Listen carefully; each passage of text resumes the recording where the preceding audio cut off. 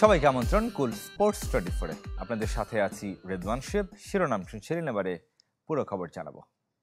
ভিগো ওয়্যারগার্ড প্রয়োজন মতো বাঁকানো যায়, অধিক চাপেও ভাঙে না। ভিগো। টার্গেট বড় ছিল না বলে লিটন দাস, তানজিদ তামিমদের স্ট্রাইক রেট 100-র নিচে ছিল দাবি করেছেন রিশাদ হোসেন। টস জিতে ফিল্ডিংয়ের সিদ্ধান্ত নেওয়ার কারণও ব্যাখ্যা করেছেন এই ক্রিকেটার। পরের ম্যাচে সিরিজ জয়ের লক্ষ্য রিশাদের। যেহেতু স্কোরবোর্ডে এনাফ রান ছিল না, আমার 140, যেহেতু তো এনাফ হাই রিস্ক নেওয়ার মানে দরকার হয় না আই থিঙ্ক। তো নর্মাল 7-7.5 করে রান লাগে, তো এখানে এক্সট্রা কোনো শট খেলার প্রয়োজন হয় না। নর্মালি একটা বাউন্ডারি বল আসে, ওটা ক্যালকুলেটিভ করে রান নিলে আলহামদুলিল্লাহ মানে নর্মালি বের হয়ে যায় আর কি। যেহেতু অনেক গরম, আর আই থিঙ্ক ওয়ার্ল্ড কাপে মানে গরম থাকবে প্রথমের দিকে, তো আমরা চেষ্টা করতেছি ইউজ টু হওয়ার জন্য আর কি। সবসময় টিম হয়ে খেলতে চাই এবং জেতার জন্য নামি, তো আমরা চেষ্টা করবো যে নেক্সট ম্যাচে আমরা সিরিজটা কনফার্ম করার জন্য। 3 অক্টোবর বাংলাদেশে পর্দা উঠবে নারী টি-20 বিশ্বকাপের। গ্রুপ বিতে বাংলাদেশের সব কটি ম্যাচ হবে ঢাকায়। এই গ্রুপের ম্যাচগুলো হবে সিলেটে। সেই গ্রুপে খেলবে ভারত এবং পাকিস্তান। 20 অক্টোবর ফাইনাল হবে মিরপুরে। রাজধানীর একটি হোটেলে টুর্নামেন্টের সূচি ঘোষণা করে আইসিসি। মাঠে দর্শক আনতে বিশেষ উদ্যোগ নেওয়ার কথা বলেন বিসিবি সভাপতি নাজিমুল হাসান। বিশ্বকাপ সামনে রেখে প্রধানমন্ত্রীর সাথে দেখা করেন বাংলাদেশ এবং ভারত অধিনায়ক। এক দশক পর আবারও বাংলাদেশে নারী টি-20 বিশ্বকাপ। নবম আসরের সূচি ঘোষণায় আইসিসির আনুষ্ঠানিকতা। ঢাকা ও সিলেটে 18 দিনের ক্রিকেট অ্যাকশন শুরু হবে 3 অক্টোবর। 10 দলের অংশগ্রহণে 23 ম্যাচের টুর্নামেন্ট। 8 দল চূড়ান্ত, বাকি 2 দল আসছে বাছাই পর্ব খেলে। গ্রুপ এতে 6 বারের চ্যাম্পিয়ন অস্ট্রেলিয়ার সঙ্গে চিরপ্রতিদ্বন্দ্বী ভারত, পাকিস্তান, নিউজিল্যান্ড ও বাছাই পর্বের এক দল। খেলাগুলো হবে সিলেটে। ঢাকায় বি গ্রুপে স্বাগতিক বাংলাদেশের সঙ্গী ইংল্যান্ড, দক্ষিণ আফ্রিকা, ওয়েস্ট ইন্ডিজ ও কোয়ালিফায়ার 2।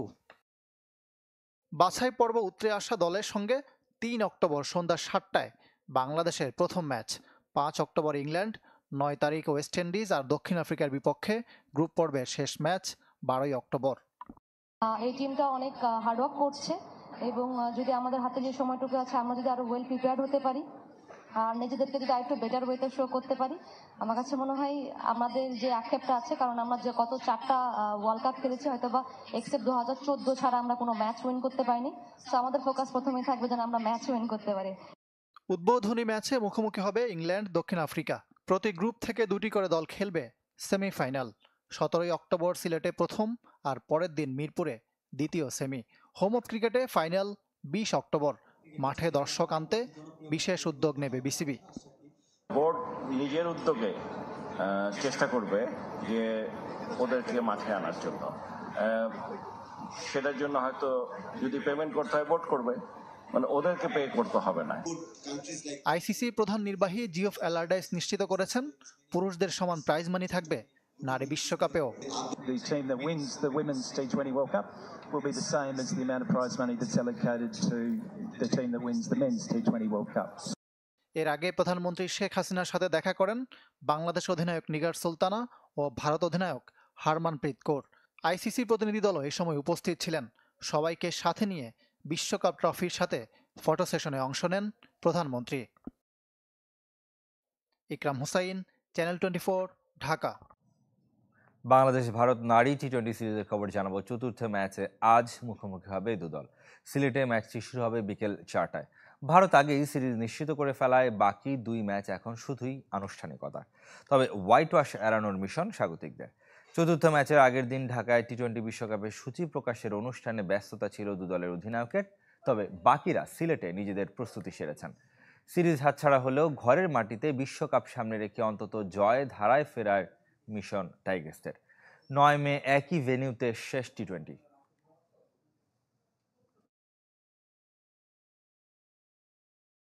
এই যে আমার ব্যাংক আরএফএল গ্যাস স্টোভ, এর সায়েন্টিফিক নজল আর ব্রাশ বার্নার তাপকে সমানভাবে ছড়িয়ে খরচ বাঁচায় 25%। আরএফএল গ্যাস স্টোভ নিরাপদ ও গ্যাস সাশ্রয়ী। 36তম লিগ শিরোপা জয়ে উল্লাসে মাতোয়ারা রিয়াল মাদ্রিদ। বার্নাব্যুতে জড়ো হয়েছেন হাজারো সমর্থক। যোগ্য দল হিসেবে চ্যাম্পিয়ন হয়েছে লস ব্লাঙ্কোস, মনে করছেন কোচ কার্লো আনচেলত্তি। এবার 15তম চ্যাম্পিয়ন্স লিগ শিরোপায় চোখ বিশ্বের সবচেয়ে সফল ক্লাবটির। লিগ শিরোপা পুনরুদ্ধার করবে রিয়াল মাদ্রিদ অনেকটা নিশ্চিত ছিল। তাই বলে 4 ম্যাচ আগে উল্লাসে ভাসবে বার্নাব্যু।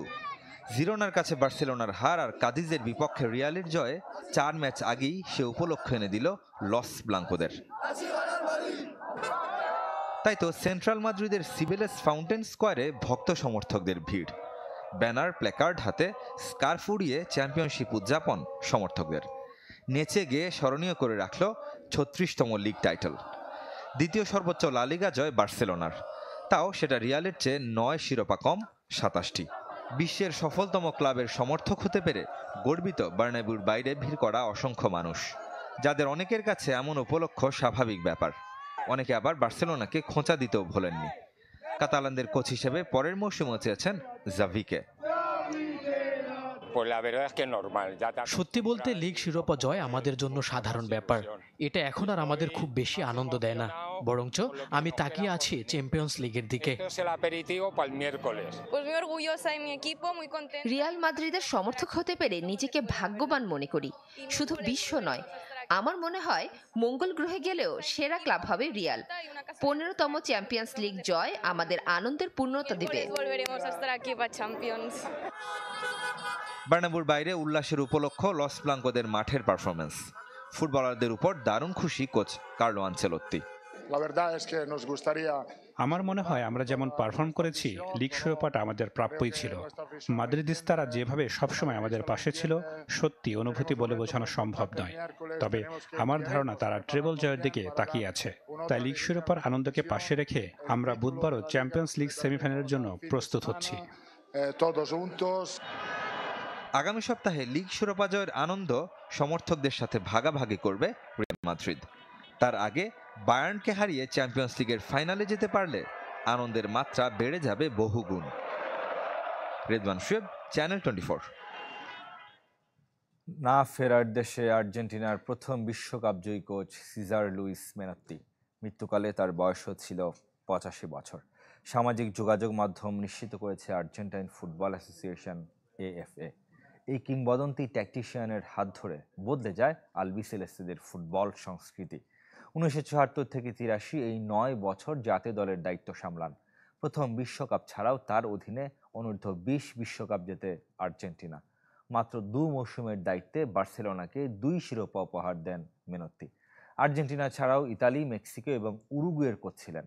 37 বছরের কোচিং ক্যারিয়ারের ইতি টানেন 2007 সালে। 2019 থেকে 23 সাল পর্যন্ত ছিলেন জাতীয় দলের পরিচালক হিসেবে। খেলোয়াড়ি জীবনে 11 আন্তর্জাতিক ম্যাচে করেছেন 2 গোল। ব্রাজিলের ক্লাব সান্তোসে ছিলেন পেলের সতীর্থ। মেনোত্তির বিদায়ে শোক জানিয়েছে AFA, বার্সেলোনা এবং লিওনেল মেসি।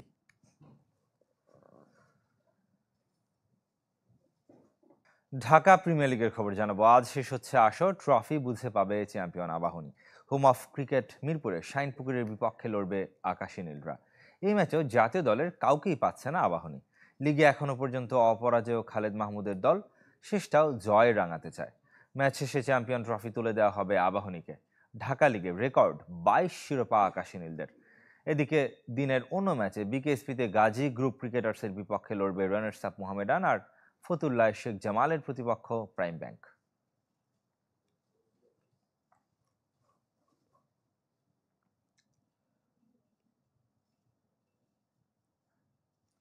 ফেডারেশনগুলোর সাথে বৈঠকের ধারাবাহিকতায় এবার 5 ফেডারেশনের শীর্ষ কর্তার সাথে বসলেন ক্রীড়ামন্ত্রী নজমুল হাসান।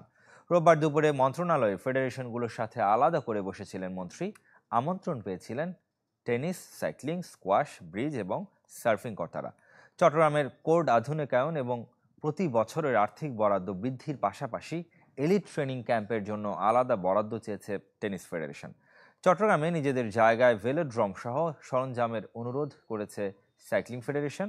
স্কোয়াশ কর্তারা নিজেদের সাম্প্রতিক সাফল্য তুলে ধরার পাশাপাশি সারা দেশে বেদখলে থাকা স্কোয়াশ কোর্ট উদ্ধার এবং আসন্ন আন্তর্জাতিক আসর আয়োজনের বিস্তারিত তুলে ধরেছেন। তবে সব ফেডারেশনই আর্থিক বরাদ্দ বৃদ্ধির অভিন্ন দাবি জানিয়েছে। যারা দৌড়াতে পারে না তাদের জন্যই দৌড়, এই স্লোগানে পোল্যান্ডের পোজনানে হয়ে গেল বিশ্বের সবচেয়ে বড় দৌড় প্রতিযোগিতা। চ্যারিটি এই দৌড়ে অংশ নেয় 169 দেশের 2,00,000 65,818 দৌড়বিদ, যেখানে 70.09 কিলোমিটার দূরত্ব অতিক্রম করে চ্যাম্পিয়ন জাপানের তময়া ওয়াতানাবে। নারীদের বিভাগে সেরা হচ্ছেন স্বাগতিক ডমিনিকা স্টেলমেক, দৌড়েছেন 55.02 কিলোমিটার পথ। মূলত মেরুদণ্ডের সমস্যায় আক্রান্তদের চিকিৎসায় ব্যয় হবে এই দূর থেকে প্রাপ্ত অর্থ। দাতব্য প্রতিষ্ঠান উইংস ফর লাইফের আয়োজনে 11তম আসরে উঠেছে 8 মিলিয়ন ইউরোর বেশি। আয়ও রেকর্ড গড়েছে এবারের দৌড়। এরই সাথে শেষ করবো কুল স্পোর্টস 24 খেলা সব আপডেট ও রিপোর্টগুলো দেখতে ভিজিট করুন facebook.com/sports24team এই পেজে। ধন্যবাদ সাথে থাকার জন্য।